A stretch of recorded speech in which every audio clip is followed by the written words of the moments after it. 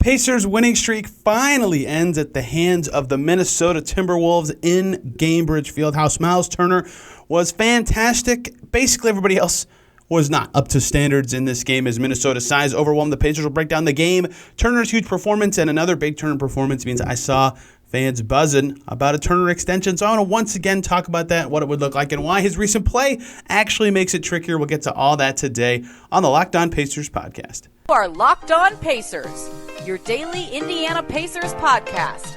Part of the Locked On Podcast Network, your team every day.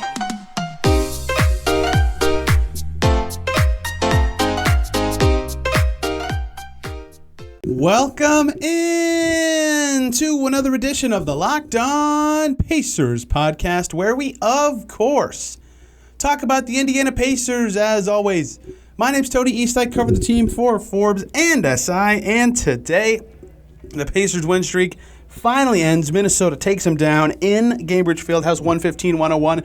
Talk about the game where I think the Pacers lost this game. Myles Turner's huge performance and so much more. It was an interesting game despite the Pacers getting their butt kicked because there was a lot to be learned about them. We'll talk about Myles Turner specifically, the month he's having, what it all means, because today specifically he killed the Wolves in a different way than the way he's been playing all season. And a good Myles game again. Ignited talks about a contract extension for him. I want to break down the newest on that as his season has progressed. Forgive me. It is the holidays, and I'll be traveling a lot, hence the travel mic. And if you're on YouTube, the travel-y background as I am in the Bally Sports little pregame recording studio to sneak into one of the few tiny little rooms that I can find after the game.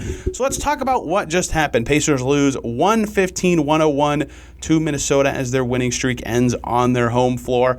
And this game was lost barely after it started. It was all the start to me. I had questions about it for everybody we talked to in post-game media. Because less than 10 minutes into this game, with 2:11 on the clock, the Pacers were down 27-10, right?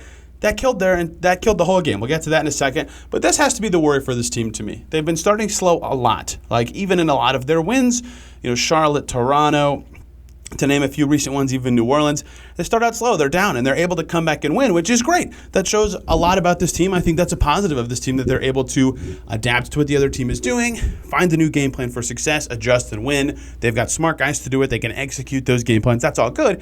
But there will come games like this one where your slow start is either so slow or you're playing a team that can also adjust pretty well. Chris Finch, a very smart tactician, leading that Timberwolves team, and you can't overcome your slow start. And that is a concerning trend they need to overcome, and the Pacers will have to figure out as the season goes on, how can they stop starting games like this? And this game kind of perfectly illustrated, especially against, again, a smart coach like Finch, why it's such a bad and honestly risky way to keep getting wins. It's part of what happened in this game tonight. So Myles said they beat themselves in the beginning of the game. They were out of their game plan. They weren't playing the way they wanted to. Rick said they started slow. It was really rough, right? So again, taking you through it, 2:11 on the clock in the first quarter. It was 27-10. So that means two things were the case. One, the Pacers were down 17 points. And two, they scored 10 points in 10 minutes. And that is this Pacers team, their defense has significantly improved in the month of November. I do not want to belittle in the slightest the defensive improvements this team has made, but their offense is their strength. They cannot be scoring that little if they would like to win games. That totally crushed them, the fact that they got up to such a slow start. Now, let me adjust the take on why this start was the big thing that I took away from this game. For the remaining 38 minutes and 11 seconds of basketball, the Pacers won, right? They're down 17 at 27-10. They lose by 14, right? That means for 38 minutes and 11 seconds, even on a night where, we'll talk about all this more in a second, basically every starter had an off night. Mathurin was good. Turner was awesome. That's it. Everybody else was just kind of okay. They still outplayed Minnesota for 38 minutes and 11 seconds, but they couldn't win because their start was that bad. And that's why the Pacers have to figure out their slow start demons as the season progresses, as soon as they can, really, because it's getting to a point where it becomes unsustainable when you're playing teams that are potentially more talented than you, like Minnesota is, and they could not overcome that. Now, that's not the only reason they lost the game. There was a lot of moments as the game progressed, as Minnesota's size was overwhelming, that also dictated the Pacers' loss. They did completely erase the deficit. They were winning in the second quarter. The Pacers were in this game.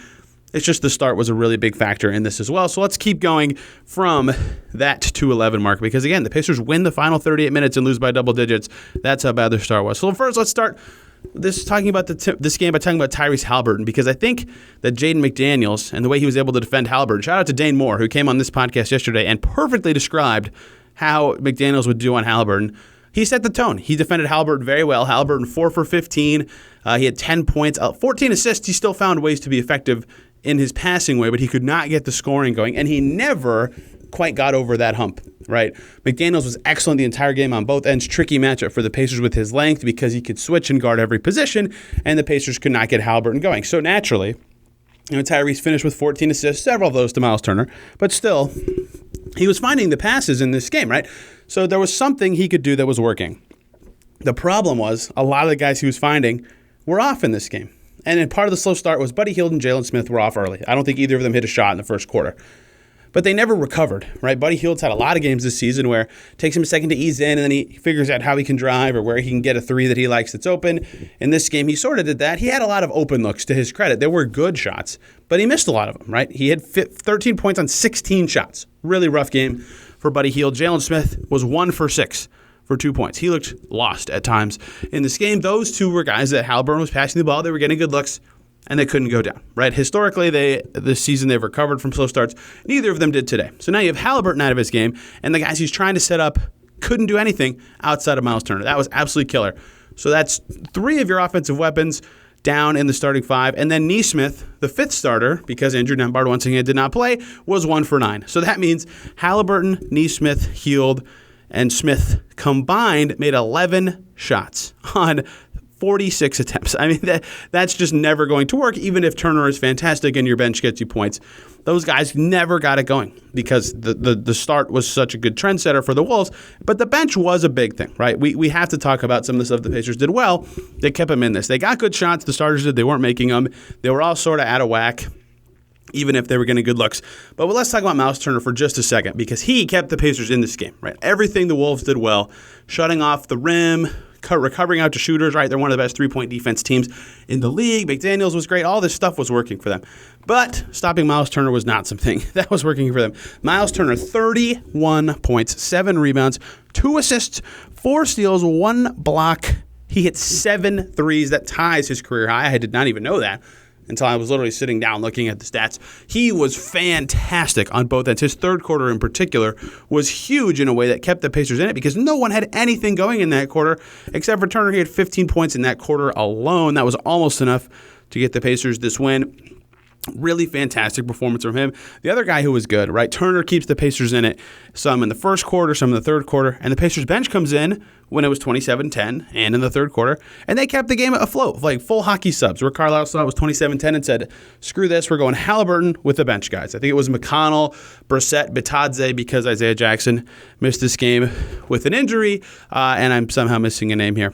And Mathurin, obviously. And that group did great, right? That was the group that climbed back in. Mathurin was really good in those groups. Brissett was good tonight on defense. McConnell had a nice game. So that group was working, clicking with Turner. But then as soon as they went back to the starters, it went away, right? That group evaporated, got rid of Minnesota's lead. Mathurin was getting to the line, hitting crazy shots. He slipped and fell and still made a jumper. He had 12 free throw attempts. They were great. The bench was great. But it wasn't enough because the starters were that bad. And so it was hard for them to find the right balance against a really good Minnesota team. Credit to the Wolves. They are a uniquely built team who's on a 5-game win streak. Pacers catch them at a tough time. But what makes them a particularly tough challenge for the Pacers is the part of the Pacers roster construction, if we're being totally honest about this, because the Pacers have it set up. A lot of front court guys, a lot of guards. They're going to struggle with bigger forwards. The Wolves have a ton of big size that's skilled. That makes it really hard to defend. You know, when you can throw out Jaden McDaniels and Cat and even Anthony Edwards and Kyle Anderson and this good shooter and Taurean Prince and Jalen Noel can dribble. It's like all these guys are skilled guys with size that makes it really tough for the Pacers to match up with Minnesota. Right? Jaden McDaniels plus 21 in this game. He is like a matchup nightmare for the Pacers in general. This is one of the best games I've ever even seen from him. McDaniels, Karl-Anthony Towns, and Rudy Gobert were a combined 25 for 33, right? They were all absolutely terrific. Pacers do not have the right personnel to make up for defending those guys. And as a result of those sides doing well, Pacers get killed inside and on the glass. There's just too much to overcome. Myles Turner and Ben Mathurin can only do so much. Rebounding battle. Minnesota's a very good rebounding team to their credit. 50-30. 50-30, absolute dominance there from Minnesota. A lot of that being defensive rebounds because they forced misses, but still, Minnesota's turnovers kept the Pacers in this They dominated the glass in the possession game there. And points in the paint, Minnesota, 74. I just talked about how the Pacers had a good game in the paint against Orlando on Monday. They had 58, right? That is how well Minnesota scored inside this game. They're a matchup nightmare for the Pacers. That's not excusing the way the Pacers played. They played awful. They could not generate the right shots. Even the ones they did went to guys who were having off nights. Credit to Minnesota for all that, but the Pacers have to defend better. It's not scoring 101 won't get you many wins in the NBA anyway, but they did not defend well enough to earn a victory at any point of this game. Credit to Minnesota. They get it done. Pacers win streak ends, but they have a blueprint. They play Minnesota at the end of their upcoming road trip. That's probably a scheduled loss because it's their 7th game of a 7-game road trip on the road with travel in between all of them.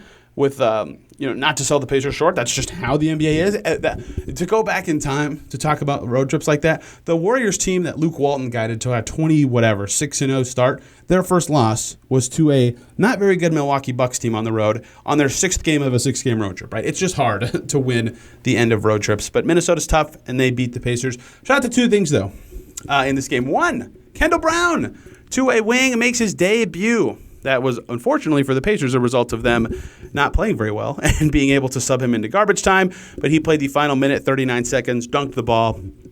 Good for him to get both 8 minutes and B points. He got a steal and a bucket. So fun debut there. And 2, another thing to shout out, if you find the highlight, if you haven't seen it yet, Myles Turner had the dunk of the year for the Pacers. This has a very good potential to be the play of the year for the Pacers. Catches on the left wing, gets a lane, dribbles to his right, and jumps all the way over Jaden McDaniels. Erupts with this dunk. I mean, I thought for sure they were going to call a charge, but they didn't because McDaniels moved right at the end. It was insanely beautiful. What a dunk from Turner. He said he blacked out in the moment when it happened. It was awesome. I mean, one of the better dunks of his career. Like, even he, when I asked about it after the game, brought up the Gordon Hayward dunk from the playoffs a few years ago. If many of you remember that, like, that's how good it was that, the memory of the Hayward dunk comes up. Speaking of Turner, holy moly was he good. I hate to talk about a good thing after a game where the Pacers lose by 14. I try to match the team's performance, but because I'm going to talk about Turner extensions to close out the show, I'm going to talk about his month for my second segment today. So let's talk about the month Myles Turner's having after his 31-point game. You might be surprised at several of his stats. Let's dive in. Hey guys, one short little break here so I can talk to you about BetOnline.net, your number one source for sports betting info, stats, news, and analysis. Get the latest odds and trends for every professional and amateur league out there, from football to basketball to soccer and esports. They've got it all over at BetOnline.net, your number one source for everything in the sports world. If you love sports podcasts, you can find those too over at BetOnline.net. Thanksgiving lines for football all up. Patriots, Vikings favored by 2.5. Cowboys, Giants, Cowboys favored by 10. All that and more at BetOnline. The fastest and easiest way to get in your betting fix. Head to the website today or use your mobile device to learn more, because BetOnline is where the game starts. Thank you, as always, for making Locked On Pacers your first listen today and every single day. For your second listen, check out Locked On Timberwolves with Ben Bakeen breaking down the longest win streak in the NBA, I believe. Pacers and Kings both lost tonight. That would be the Minnesota Timberwolves, who are surging all of a sudden after beating the Pacers. But on here on the Pacers side, we are talking about Myles Turner, because he was special again, and he merits some attention, both for his game and the month of November that he's having. Now that he's 9 games into this month, it's hard for me to think of a better stretch of play for Myles Turner's career. And I think that this game in particular for Myles, but beyond him being special, I have a bigger takeaway than that, because it shows some growth from him, both in the way he played, but in the way that he can fit with this exact team and his skill set in general. The dunk was nasty. It was one of the coolest plays he's made in a while. Play of the year, took off from so far away. It changed the momentum of the game, right? His whole third quarter did when he had 15 points. He was hitting threes from everywhere, hyping up the crowd, gets the dunk going. Like Buddy Hield talked about momentum after the game. He said, had they taken advantage right then, after that Turner dunk, he feels like they would have been a good chance to win, but the Wolves scored the next 5 points, which totally killed them. That said, it doesn't matter. They didn't take advantage, even after Turner says he blacked out with that dunk. But this game from Turner showed a little more OG Myles Turner, and by that I mean the one from the last 4 to 5 seasons, than the guy that has been there most of this season. And I mean that in a positive way. Something that we've seen from Turner this season a lot is, as he's grown with this new roster, he is the 5. He is the guy that is tasked with diving in against smalls or setting screens and rolling to the basket to force low men to protect him, or to force pick and roll defense to happen, or even get the ball sometimes, as he's done so well in the paint this year. That's been a big part of his statistical growth, his skill growth, and the Pacers' offensive growth this season, right? Credit to Myles Turner. He's been very good at those things. And he deserves a ton of credit for showing that he can have that evolution. Rick Carlisle alluded to it as intro presser. He said, I want to get Myles Turner more role and even lob opportunities. That never happened last year. This year, that kind of stuff is happening. But this game was more vintage. I keep using words that I think are wrong. But you get what I'm saying, Turner, where after screening, he would pop behind the three-point line. He would dive out into space and force Minnesota to be spread out a little more and have Halliburton scoop him up the ball right there, right? Or McConnell or whoever he was running pick and roll with. And that alone isn't impressive, right? We've seen Myles Turner run pick and pop successfully for years, even dating back to Jeff Teague and Darren Collison being his point guard. Those guys did a great job, Darren Collison in particular, of getting him the ball in pop situations. But this team hasn't shown that as much in the last 2 seasons. They did do a good job of that today. But I think it's interesting and noteworthy that Turner, in the midst of a special month, can completely switch up his game and his attack plan, right? He's going to go backwards, away from his defender to help the Pacers on offense. And he can do it right away, seamless, no switches, no growing pains, no confidence changes, no nothing. He can just play 2 different styles for this team, no matter what's needed, and it'll work, and it'll help them. He had to pop more, he had to stretch out Gobert or Karl-Anthony Towns, whoever was on him, and he was doing a great job of that. Gobert doesn't want to step out. He wants to protect the rim. Cat is sort of mobile, but is slow-footed a lot of the times when he's slow to react to things like that. Eventually, the Timberwolves switched and put McDaniels on him, who's faster-footed, and made it a little harder for him to do things. But he punished the bigs of Minnesota, who couldn't defend him in those situations. And we haven't seen Turner do that as much this year. He's still a good pick-and-pop player. I'm not trying to take that away from him. Anyone who goes 7-9 from deep is still a special player from beyond the line at times.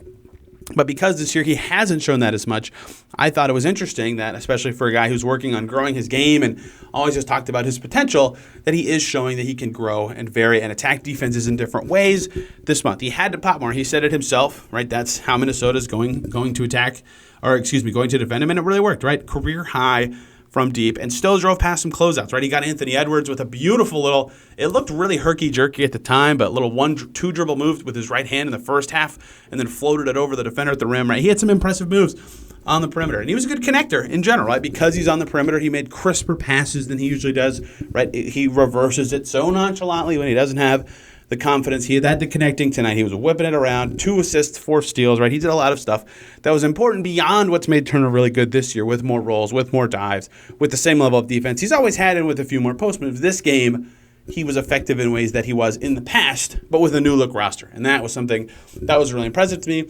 Really fantastic performance. I mean, he was the only reason the Pacers didn't lose this game by 30. I mean, if he had a 15-6 game, they lose by 30. He did so much for the Pacers to save their momentum, to change the geometry of the game and draw guys out. It was very impressive to see that. But the most impressive thing to me, beyond the stat sheet, is the varied approach to how he attacked after screens. I'm sure that was in the game plan to some extent. You know, they're going against one of the best defenders on the planet.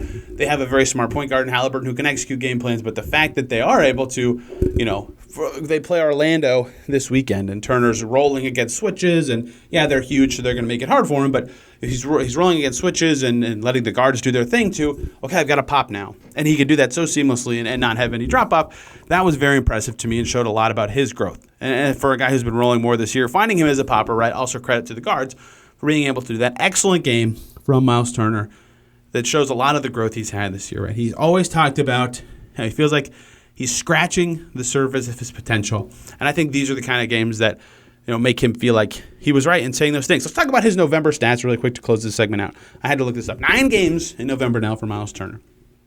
30 minutes per game.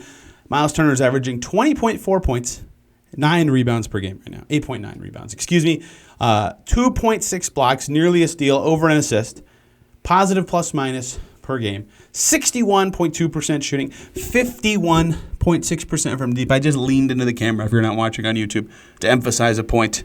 This is not a movie, but I did it anyway. Holy moly, that's obviously unsustainably hot, but 61% from the field also details that he's been good inside the arc. This scoring is sort of a sustainable thing in the role he currently has. Now, teams will eventually adjust to him, and he'll have to figure out ways to score, but this is one of, if not the best months of his career. I mean, it's been ridiculous how good he's been with this team, and I attribute a couple things to that, right? And a lot of people have their own theories, right? His increased aggression, I think that's been a big thing to me, right? Looking at the rim more, putting on the floor, getting past these closeouts. That's been big for him, and that speaks to his confidence. I think this is the most confident he's been. He kind of has to be as a leader of this team. Playing a more natural roller position for him, something he's talked about throughout his career. He had to figure out how to play with Domas. That's not a thing anymore, right? He's playing how he thinks he should play or wants to play as Myles Turner, right? And 3, he's playing with Tyrese Halliburton. I think a lot of people have pointed that out correctly, right? Those two fit very well together. Myles Turner is a better screener than he was when he was younger. He's still got work to do there, but still a better screener than he was when he was younger. Good shooter, as you showed today. Good roll man, has the athleticism to bend defenses a little bit. That's a great fit. And because Halliburton can find him if he's open, he's going to naturally look better. I think all of those factors vary in their impact each game. For example, tonight was not Tyrese Halliburton that made Turner look very good. It was more that he was playing more of his natural position and showed some increased aggression. But there have been a couple games where Tyrese Halliburton's presence and passing have been huge for Turner, like games when he gets switches in the post, for example. But they vary in their impact, but all three at the same time show up every game and have, to me, been huge factors in his impressive performances to really shape the Pacers season. He's always said he could be this guy, but has scarcely, really shown it for extended stretches. This is it. This is who Myles Turner said he could be, and he is absolutely doing it this season. Now, he's always talked about something else, and by he, I mean not he. I mean other people have talked about Myles Turner's future. And I don't want this to be a trade thing. I don't want this to be a free agency thing. I just want to talk about a Myles Turner extension. The missing piece of the puzzle to, I feel like, all the discourse about Turner this season. I saw a lot of tweets about it during the game. I know a lot of people are curious about it now that he's playing well. Should he be with the Pacers long term? Can he sign an extension right now? Should he sign an extension right now? We will dive into all of that in just a moment. But first, can I talk to you guys about SweatBlock really quickly? One of their customer reviews recently is from Jennifer, who used to wear multiple shirts and full toilet paper in her armpits to try to hide embarrassing sweat. Not anymore, thanks to SweatBlock for her. I use SweatBlock every single day. Their deodorant is awesome. Their wipes are fantastic in keeping sweat off of me, especially when I'm in Gainbridge Fieldhouse and it's either 80 degrees or 50 degrees with no in between. Having something that can help me on those 80-degree days sweat less is fantastic. The SweatBlock wipes have been a bestseller on Amazon for the past 10 years with over 10,000 5-star reviews. Don't miss the opportunity to try it yourself. Of course, the deodorant is also fantastic as well. If you or someone you know is experiencing embarrassing sweat odor, try SweatBlock. Save 20% with the promo code LOCKEDON at sweatblock.com. Also available on Amazon. Go check it out. That code again is LOCKEDON at SweatBlock, sweatblock.com. Also available on Amazon. Thank you, as always, and once again for making Locked On Pacers your first listen today and every single day. Please check out Locked On Sports today for your second listen. Go beyond the box score for the games that matter and the biggest stories in sports. Locked On Sports Today has everything, the scenes from the local experts and insights only Locked On can provide. Locked On Sports Today available on this app, YouTube, Odyssey, and wherever you get podcasts. Myles Turner extension. Let's go. Cap stuff. I can't believe I'm talking about cap stuff on November 23rd, 24th, Thanksgiving, whatever reason I want to say. I shouldn't be talking about cap stuff this early in the season. This should at least have tided me over until December 15th. But let's talk about this because people were talking about it a lot recently, and rightfully so, because he's been playing the best ball he's played in a while. That's why I thought that the segment before this was important, to talk about why he's playing so well. Look, the biggest elephant in the room to this to me is he's an awesome fit with Tyrese Halliburton, right? Tyrese Halliburton's the face of the Pacers franchise on an all-star path, maybe this year, definitely as soon as next year if he continues his current growth level, right? Special player. And the guys you need around a guy like Tyrese Halliburton can shoot, can sometimes put the ball on the floor, and can defend. Oh, look, the Pacers have a 26-year-old center who can do all of those things. So, of course, from the very 1,000-foot view perspective of this, when that is your criteria for players the Pacers should want to add around Halliburton, Turner's the perfect fit. If he was a free agent this summer and the Pacers were looking for a center to get, he'd be a guy they would chase. He's already on their team, so it's not that level of conversation, but you get what I'm saying. The fit with Halliburton makes this something that's worth talking about. Natural fit with this roster. And if they're trying to win sooner than it seemed like they were before the season, right? With all the comments of, that they talked about, Kevin Pritchard talked about how this is a new longer-term plan, longer-term thinking from the Pacers. And Rick Carlisle calls it a new era, right? The Pacers clearly are going through a shift in thinking. And I think that's smart. I think longer-term thinking, especially when you have to do a teardown, is the right philosophy, right? You give yourself more flexibility, more chances to get high-end talent and get your roster right and all that sorts of stuff. And Turner is sort of a tricky road bump of a short-term success that is hard to kind of mold in unless he himself is willing to sign an extension. And that's why the extension talks get very tricky, especially if the Pacers are trying to win sooner than they thought, because they would probably like to keep him in that case. It's never that simple, though. It's never as easy as player good, Turner good, let's get this done, because I have to reiterate this every single time with free agents, with everything, because fans always see this from the team perspective. Myles Turner has to agree. Myles Turner is the one who has to grab a pen and put it on the paper and write his name or his signature or whatever. He's got to agree to the terms. And maybe he's loving the situation. Maybe he's willing to take a renegotiation extension. We'll talk about that later. But I find it hard to believe, especially at his level of play now, he would take a standard veteran extension, right? 120% raise over his salary this year is $21.6 million. That's the amount it at most could start at next year on a standard veteran extension.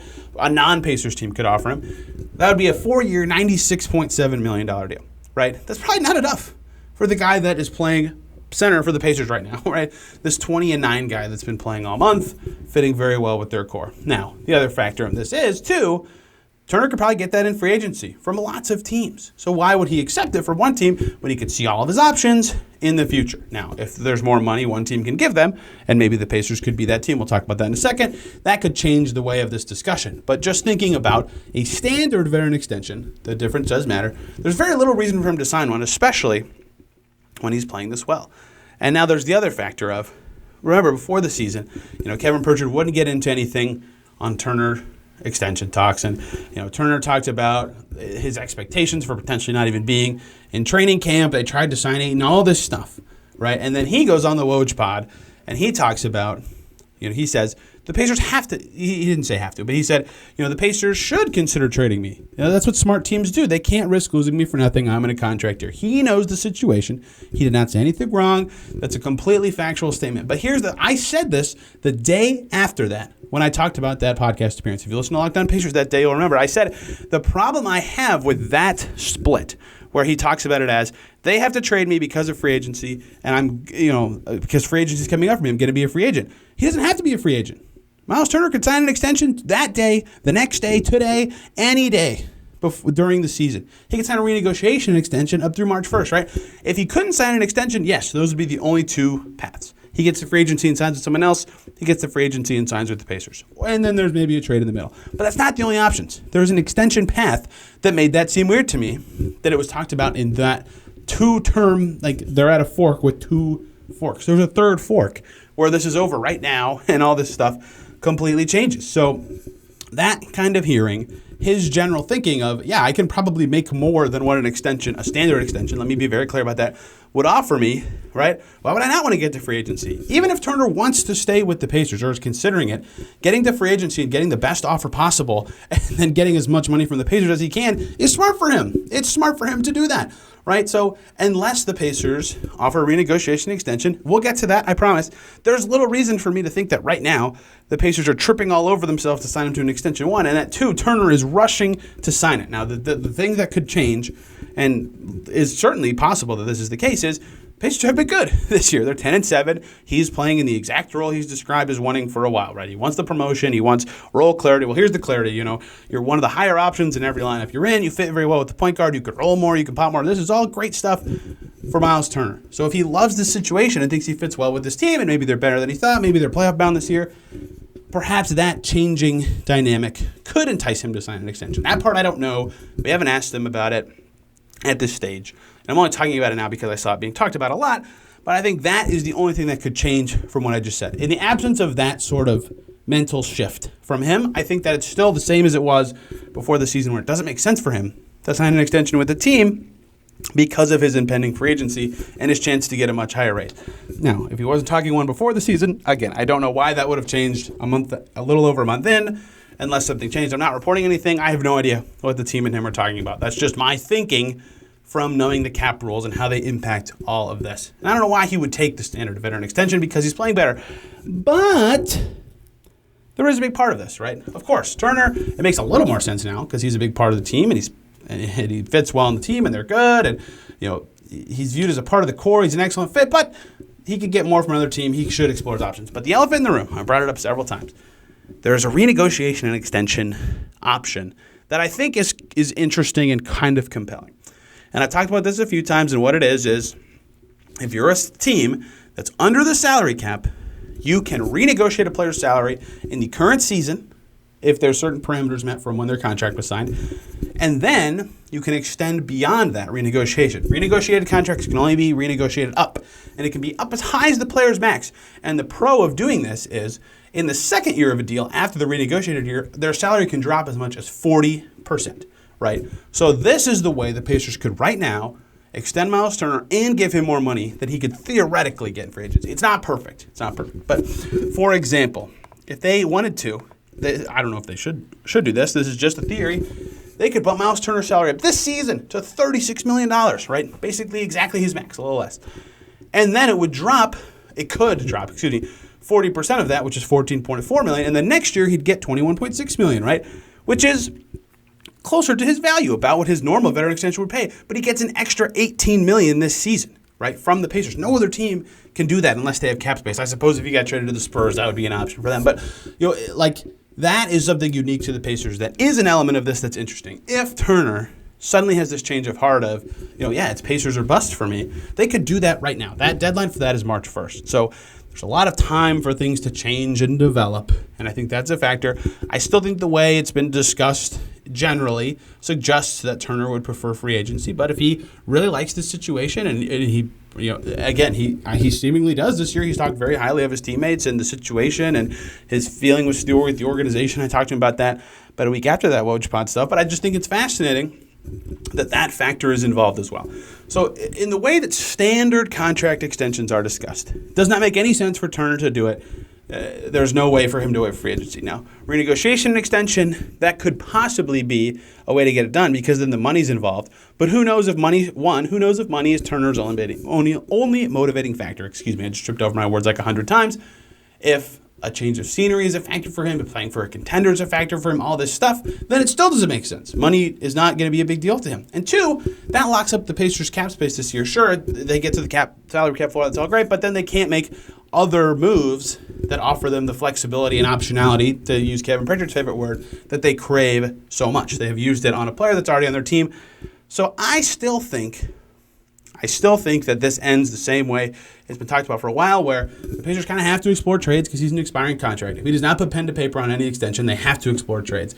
But he is playing in a way, he fits so well with Halliburton, that re-signing him would make a lot of sense in theory, right? Because he fits so well. Now, if they end up falling off a cliff and finishing with 30 wins, that probably won't end up happening. But from an extension perspective, him playing well and him fitting well with Halliburton means there's a lot of reasons for the Pacers to consider wanting to keep him around. But it's got to make sense for Turner as well, and that's where this gets a little tricky because all the situations that make sense for Turner maybe don't make as much sense for the Pacers. So this will be an ongoing kind of thing, but I think as he's playing well, it was a good time to remind everybody of that situation and what it could look like going forward. Things can obviously change. The landscape of the NBA is constantly changing, so we'll see where this is headed. Hope everybody, if you're listening on Thanksgiving, has a wonderful holiday. Enjoy time with your family or time off if you're getting it. If not, hope you're having a safe day. And tomorrow, I'll be recording on Thanksgiving. So Friday, talking Pacers-Nets. The new look Nets with Jacques Vaughn as their head coach now instead of Steve Nash, and some other general Pacers topics as we head into the weekend. I'll think of some other stuff. I maybe should have saved this Turner extension thing as a headliner for an episode, but that's okay. I wanted to talk about it today because it was a buzzing topic. Thank you guys a ton for listening. Have a great holiday. We will see you tomorrow.